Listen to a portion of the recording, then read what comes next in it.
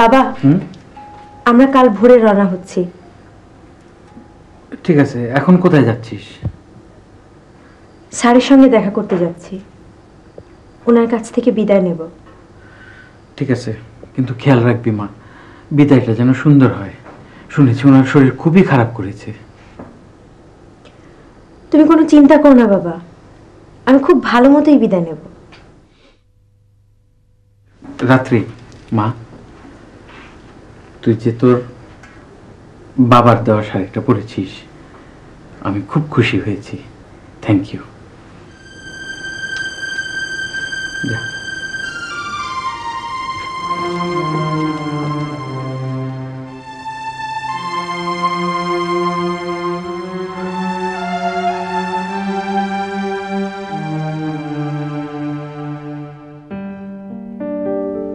আসবো?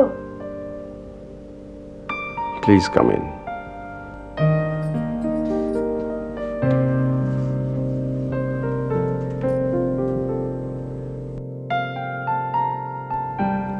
আমি কাল চলে যাচ্ছি। আমি জানি, ম্যানেজার আমাকে বলেছে। চলে যাওয়ার আগে তুমি যে আমার সঙ্গে দেখা করতে এসেছো, থ্যাংক ইউ ফর দ্যাট। শুনেছি আপনার নাকি শরীর খারাপ। Dear daughter, I am an old man. Daughter বলে তুমি আবার রেগে যাচ্ছ না তো? তুমি তো আবার খুব রাগী। বসি? Please please.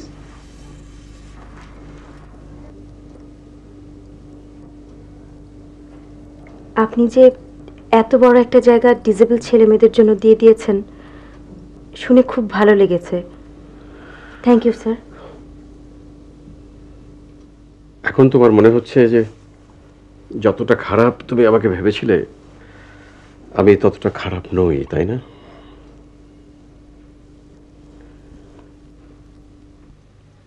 তাহলে তোমাকে আসল ঘটনাটা বলি, শোনো।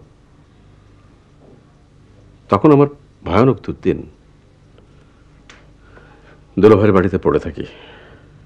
একদিন দুলাভাই কি করলেন শোনো, তার বাড়ির সব জমি জমা বিক্রি করে আমাকে ৮০,০০০ টাকা দিলেন। সেই টাকা দিয়ে আমি ব্যবসা শুরু করি। তখন ভেবেছিলাম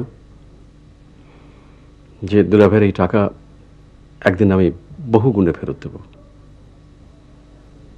তাই করেছি। গুরু নানকের একটা কথা আছে, দুগুণা তুত্তার, চৌগুণা জুজার।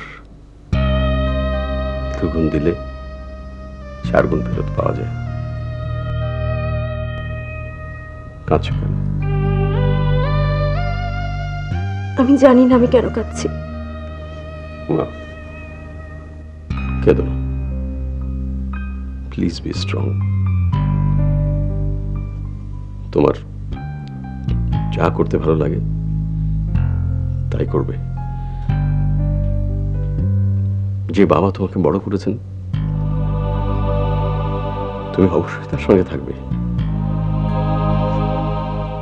আমি আপনার দেয়া শাড়িটা পরে এসেছি। আমি দেখেছি। Thank you. থ্যাংক ইউ মা। আমি যাই। যাও। Please be strong and be happy.